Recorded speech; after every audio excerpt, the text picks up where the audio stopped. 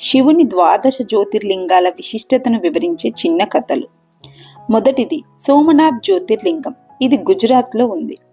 సోముడు అనగా చంద్రుడిని దక్ష ప్రజాపతి శపించినప్పుడు తన శాప విముక్తి కోసం ఇక్కడ శివుడిని ప్రార్థించాడు. శివుడు ప్రత్యక్షమై చంద్రుడికి క్షయవ్యాధి నుంచి విముక్తి కలిగించాడు. అందుకే దీనిని సోమనాథ్ అని పిలుస్తారు.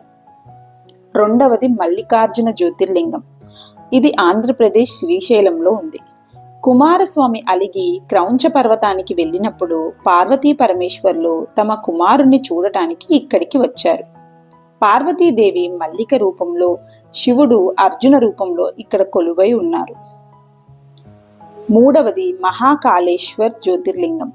ఇది మధ్యప్రదేశ్ ఉజ్జయినిలో ఉంది. దూషణుడు అనే రాక్షసుడు భక్తులను వేధిస్తున్నప్పుడు శివుడు భూమిని చీల్చుకొని వచ్చి ఆ రాక్షసుని సంహరించాడు. భక్తుల కోరిక మేరకు మహాకాలునిగా ఇక్కడే వెలిశాడు. ఇది దక్షిణముఖ జ్యోతిర్లింగం.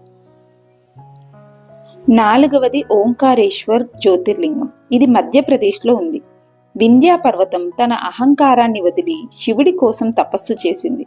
శివుడు ఓంకార రూపంలో ఇక్కడ ప్రత్యక్షమయ్యాడు. నర్మదా నది ప్రవాహం వల్ల ఈ ద్వీపం ఓం ఆకారంలో కనిపిస్తుంది. ఐదవది కేదార్నాథ్ జ్యోతిర్లింగం. ఇది ఉత్తరాఖండ్లో ఉంది.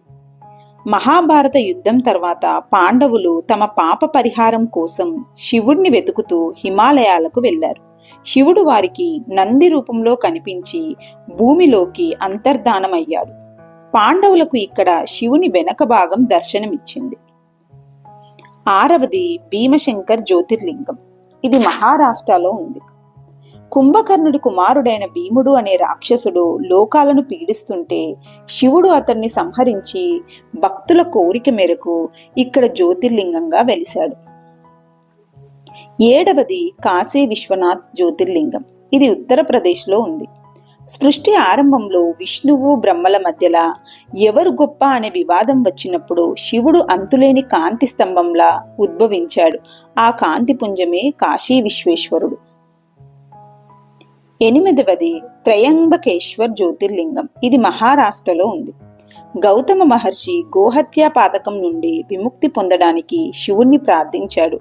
శివుడు గంగను ఇక్కడికి రప్పించి తాను కూడా లింగ రూపంలో కొలువై ఉన్నాడు. ఇక్కడ బ్రహ్మ, విష్ణు, మహేశ్వరులు ముగ్గురు ఒకే లింగంలో ఉండటం విశేషం. తొమ్మిదవది వైద్యనాథ్ జ్యోతిర్లింగం. ఇది జార్ఖండ్లో ఉంది. రావణాసురుడు లంకకు తీసుకువెళ్లాలని శివుణ్ణి ప్రార్థించి లింగాన్ని తీసుకెళ్తూ ఉంటాడు. మార్గమధ్యంలో విష్ణుమాయ వల్ల రావణుడు ఆ లింగాన్ని ఇక్కడ భూమిపై పెడతాడు. అదే వైద్యనాథ్ జ్యోతిర్లింగం.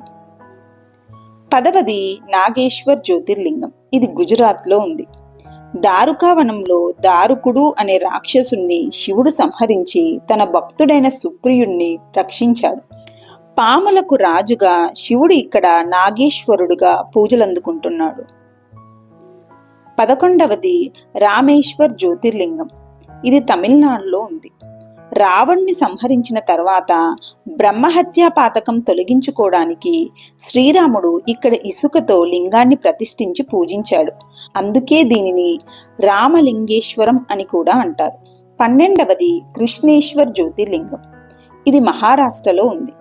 గృష్మ అనే భక్తురాలి కుమారుణ్ణి ఆమె సవతి చంపేస్తుంది. అయినప్పటికీ గృష్మ శివలింగ పూజ ఆపదు.